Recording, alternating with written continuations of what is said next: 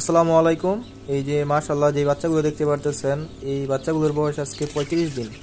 35 দিনে এই বাচ্চাগুলো কীরকম ওয়েট আসলো, কত কেজি খাবার খেলো তা সম্পূর্ণ বলবো আজকের এই ভিডিওতে। এইখানে বাচ্চা আছে হলো 96 পিস।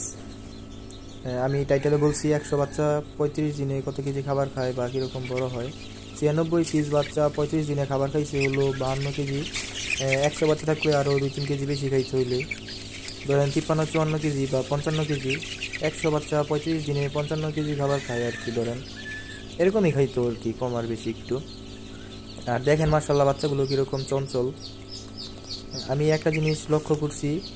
আর এই বাচ্চাগুলোকে দেখেন আমি এখন খাবার দিতেছি হলো গ্লোয়ার ফিট। ছোটো থাকলে স্টার্টার দিতাম, আর গ্লোয়ার ফিট আমি আজকে থেকেই দিতেছি, 35 দিন বয়স হয়েছে।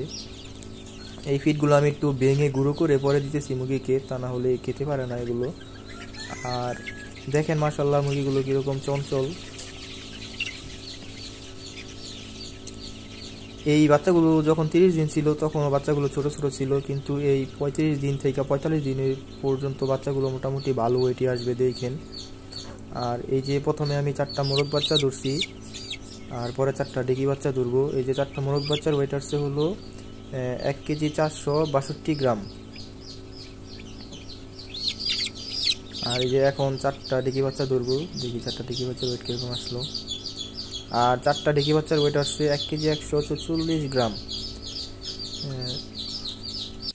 প্রথমে তো 4টা মোরগ বাচ্চা দেখাইলাম, আর এখানে 4টা ডেকি বাচ্চা আছে।